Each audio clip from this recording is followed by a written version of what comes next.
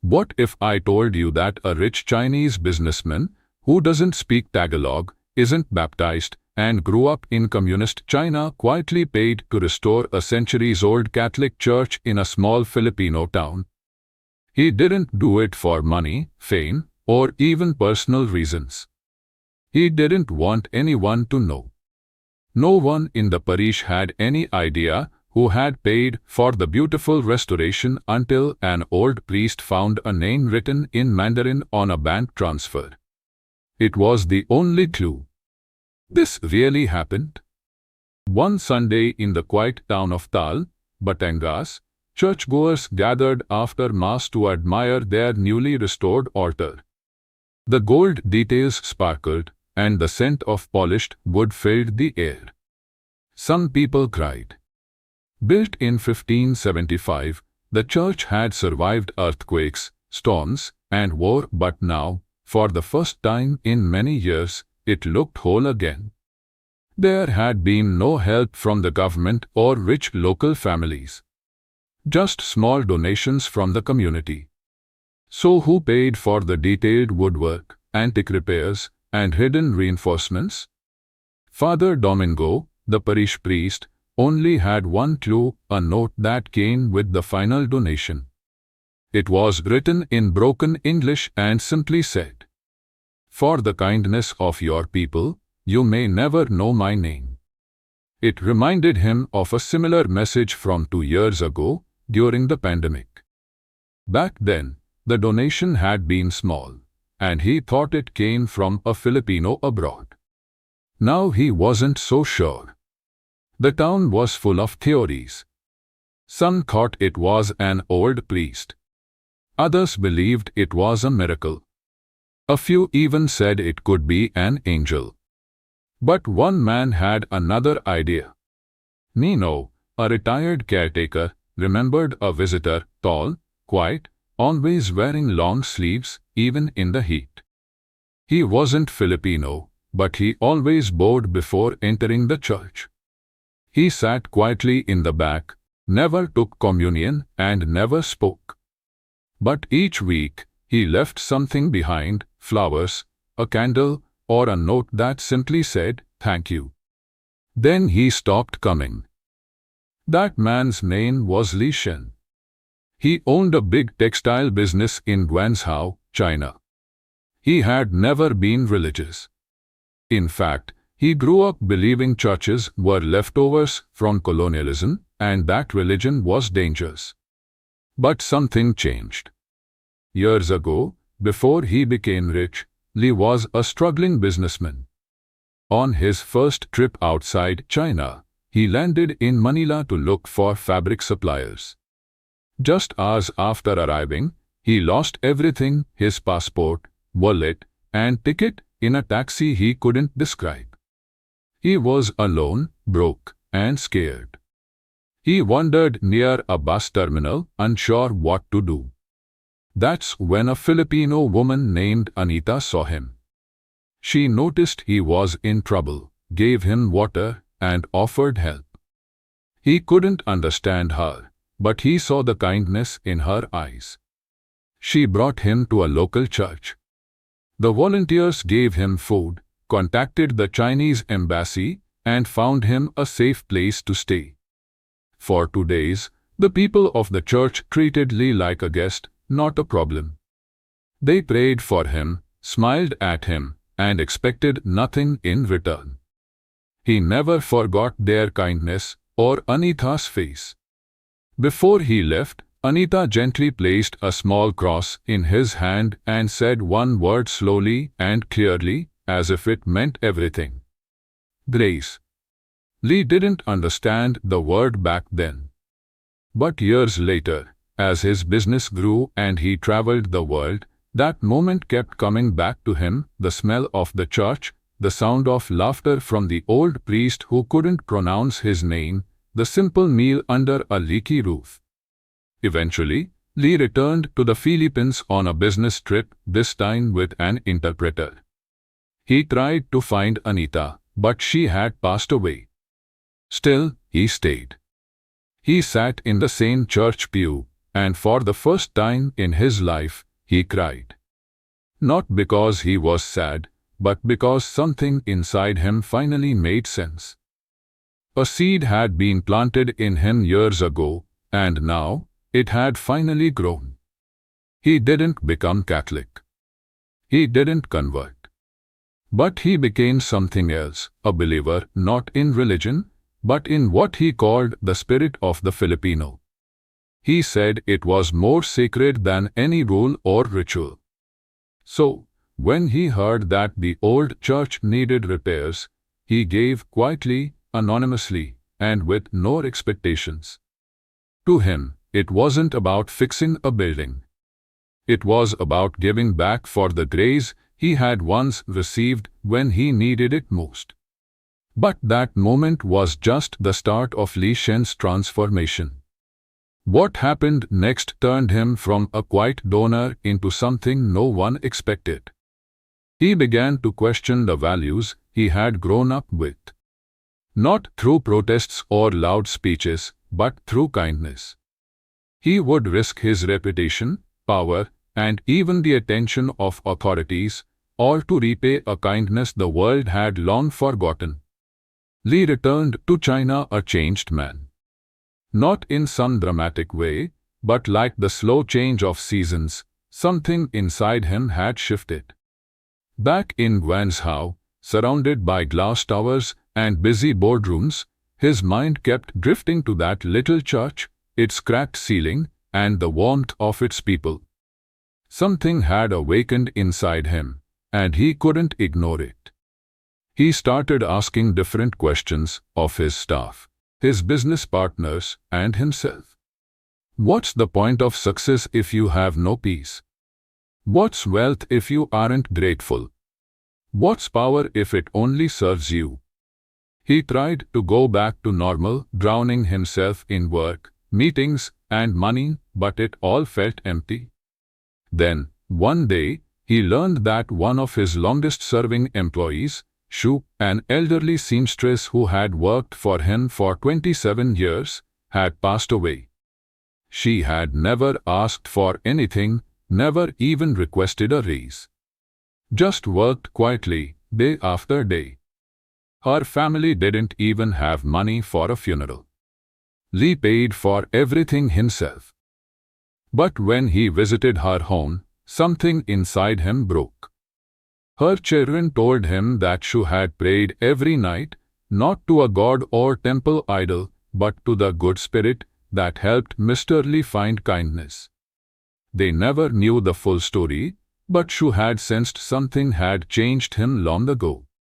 And she prayed that it would never leave him.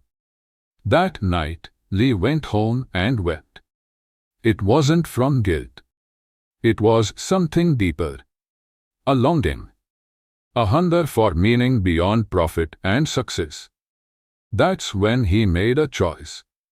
He began quietly using his personal wealth, not his company's, to fund what he called heart-side projects. No press, no headlines. Just silent acts of gratitude. And the church in Tal was only the beginning. First came the church in Tal. Then a school in Samar that needed new roofs. Then a small clinic in Zamboanga, where windows were broken and there was no electricity. Every time, Li gave quietly. His only request: stay anonymous. Let the local people lead. Trust them. And with every donation, he left the same message, written in broken English. This is not charity. This is thanks. His accountant was confused. His company's board was a little worried. But Li didn't care. For the first time in years, he was sleeping peacefully. Then, something unexpected happened. People started talking not in the news or on TV, but in whispers and stories. A barangay captain in Quezon shared it during a wedding toast. A nun in Cebu mentioned it during Sunday Mass. A child in Pangasinan wrote about Mr. Li in a school essay. And eventually, the story reached people Li hadn't expected, including the Chinese authorities. In modern China, donating to foreign causes, especially religious ones, can raise red flags. There are rules, expectations, and political limits. Li was first invited for a talk, then questioned, then watched. They told him, politely but fondly, to be careful. They reminded him that while helping others is good, supporting religious buildings abroad was a sensitive issue. Li didn't argue. He nodded. But inside, something lit up, not fear, not anger, but determination. Because the more they questioned him, the more he knew he was doing something important. He wasn't just rebuilding churches. He was preserving memories. The kindness of strangers. The smile of Anita, who once gave him water when he was lost. The warmth of a priest who sheltered him without asking who he was. He couldn't let that vanish. So Li went quiet again, but not out of fear. This time, he got smarter. He used trusted go-betweens. He asked Filipino Chinese groups to help. Each project was done with love, with care, and always in silence. But it came at a cost. Not money, but emotion. He had to keep secrets from his friends. Say no to invitations. He even lost a major business deal because a partner didn't want foreign complications. And still, he felt more alive than ever. One day, Li visited a newly restored chapel in Iloilo.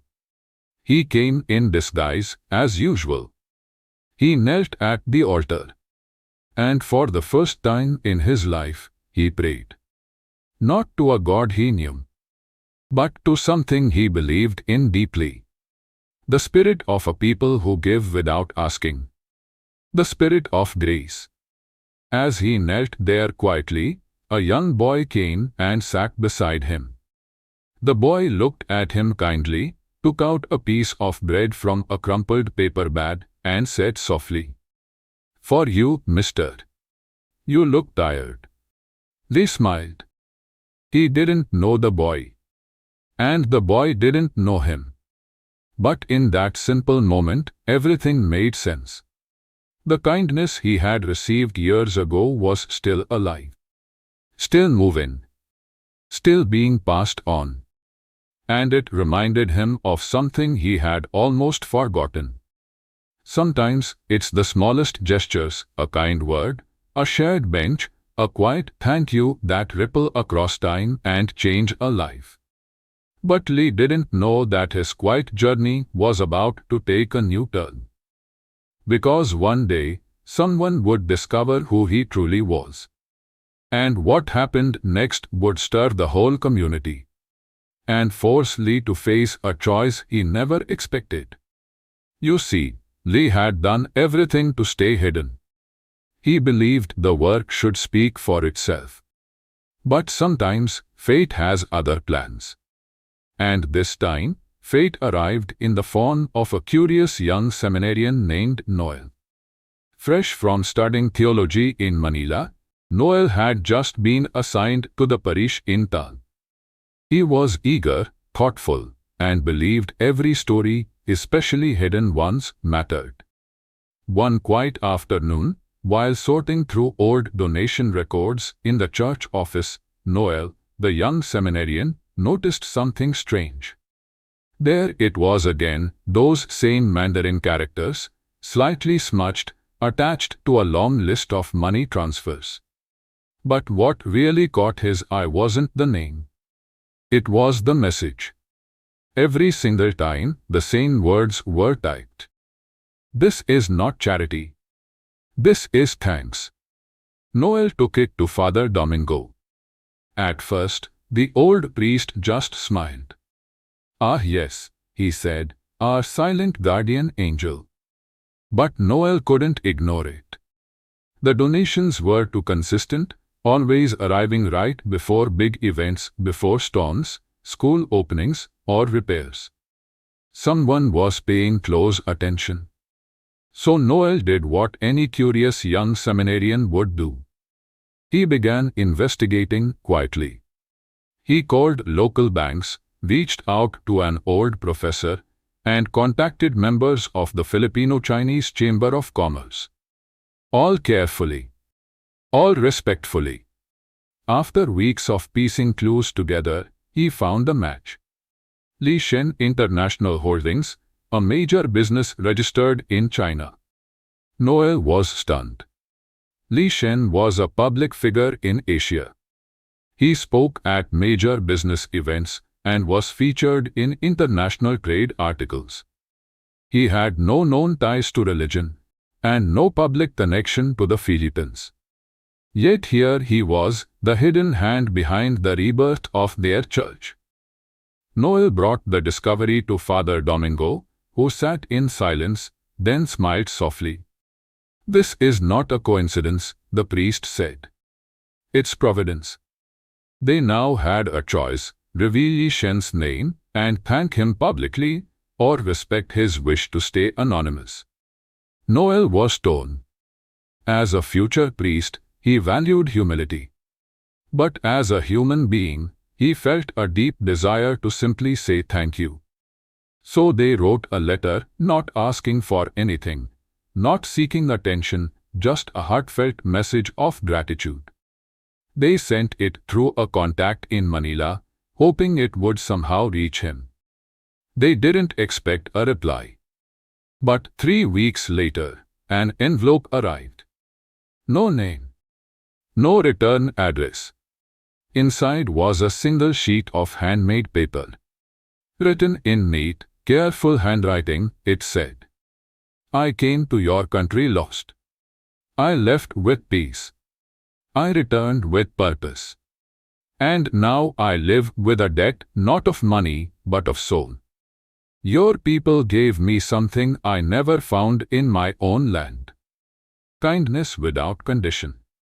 This is my offering, not to repay, but to remember." It was signed simply, "A friend." When Noel read the letter aloud during a quiet meeting with the parish leaders, he cried. Even the elder men, usually stoic, sat in still silence, deeply moved. That night, they made a decision. Li Shen's name would never be spoken publicly by the parish. Instead, they would honor him in the way he would understand best, through action. So the church started a new program. Not based on rules or religion, but on one simple idea: gratitude. They called it Project Liwanag, the Tagalog word for light. It wasn't about preaching. It was about passing on the same quiet generosity that had changed their lives. Each week, volunteers went to nearby barangays to help others, not with money, but with time and care. They fixed broken fences. They taught reading. They sat with widows. They listened to stories. Always silently. Always freely. And in every bundle they left behind, whether it was rice, a Bible, or just a warm meal, they included a handwritten message. "This is not charity. This is thanks." The idea began to spread. First to nearby towns. Then to other islands. Other churches began doing the same. No big announcements. No names. Just kindness. Meanwhile, Li Shen kept giving. But something had changed. He no longer received letters from bankers or officials. He started getting letters from farmers. From school children. From a midwife who now had a solar lamp to deliver babies at night because of him. They didn't know his face. But they knew his spirit. One day, Li quietly told his assistant something that summed up everything he had learned. "I spent most of my life trying to be seen," he said. "But in the end, I found joy in disappearing." But fate wasn't finished with him yet. At a textile summit in Jakarta, a young man approached him. He bowed respectfully and handed Lee a plain envelope. Inside was a photo of the church in Tal. Its altar glowed with light. The pews were full. The community looked alive and joyful. On the back of the photo was a handwritten message. "You once sat here quietly. We remember. And we continue." Lee closed his eyes. And in that quiet moment, he realized something that not even his factories, his wealth, or his world travels had taught him. Sometimes the greatest legacy is not the one people see, but the one they feel. He had never meant for the truth to come out. Lee had done everything to stay anonymous, to let his actions speak louder than his name. But fate has its own timing. It had all started with a curious young seminarian named Noel. Noel had just joined the parish in Tal after finishing his studies in Manila. He was passionate and thoughtful, and he believed that every story, especially the hidden ones, mattered. One afternoon, while sorting through old donation records, he saw something strange. The same Mandarin characters. A smudged name. A string of money transfers. And the same message, repeated every time. "This is not charity. This is thanks." Noel showed the records to Father Domingo. The old priest smiled and said, "Ah yes, our silent guardian angel." But Noel couldn't shake it off. The timing of the donations was too precise. Always just before storms, before repairs, before school openings. Someone was watching over the parish closely. So Noel dug deeper. He called banks, reached out to a former professor, spoke to members of the Filipino-Chinese Chamber of Commerce. Quietly, carefully. After weeks of searching, he found the connection. Li Shen International Holdings. Noel was stunned. Li Shen was a well-known businessman in Asia. He spoke at global trade forums. He had no public ties to religion, no connection to the Philippines. And yet, he was the unseen hand behind the church's rebirth. When Noel shared his discovery with Father Domingo, the priest sat in silence for a long moment. Then he smiled softly and said, "This is not coincidence. This is providence." Now they had a choice. Reveal Lee's identity and honor him publicly, or respect his wish and let his actions stay anonymous. Noel struggled. As a future priest, he knew the value of humility. But as a person, he longed to say thank you. So they wrote a letter. It wasn't a request. It wasn't about attention. Just a simple, sincere message of thanks. They passed it quietly through a trusted contact in Manila, hoping it might reach Lee somehow. They didn't expect an answer. But 3 weeks later, an envelope arrived. No name. No return address. Inside was a single sheet of handmade paper. Carefully handwritten, it read, "I came to your country lost.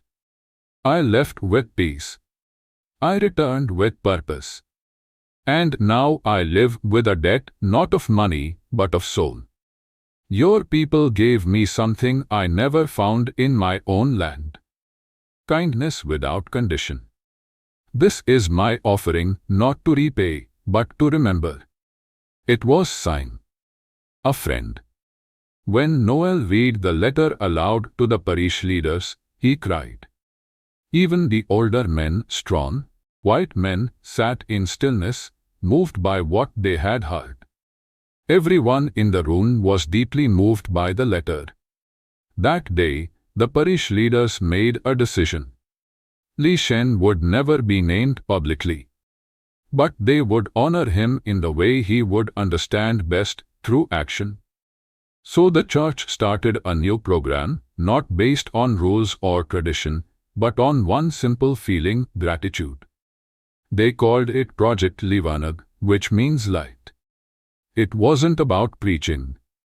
It was about living out the same quiet generosity that had changed their lives. Each week, volunteers went to nearby barangays to help families, not with money, but with presence, with time, with listening. They fixed broken fences, taught reading, sat beside widows, shared stories, always quietly, always freely. And in every bundle they left behind, whether it was rice, a Bible, or a warm meal, there was one handwritten line: "This is not charity. This is thanks." The idea began to spread. First to nearby towns, then to other islands. Other churches joined in. No fanfare, no names, just simple acts of service. Meanwhile, Li Shen kept giving. But something had changed. Now, instead of letters from banks or business people, he was getting letters from farmers, from schoolchildren, from a midwife who could now deliver babies at night because of a solar lamp he had unknowingly provided. They didn't know his face, but they felt his spirit. And that, he once told his assistant, was enough. "I spent most of my life trying to be seen," he said. "In the end, I found joy in disappearing." But fate still had one more gift for him. At a textile summit in Jakarta, a young man approached him quietly. He bowed and handed Lee a simple envelope. Inside was a photo. It was the church in town. The altar was glowing. The pews were full. The community was alive. On the back of the photo, handwritten, "You once sat here quietly. We remember. And we continue." Lee closed his eyes. And in that moment, he finally understood something deeper than anything his factories, his money, or his travels had ever taught him. The most powerful legacies are often the ones no one sees, but everyone feels.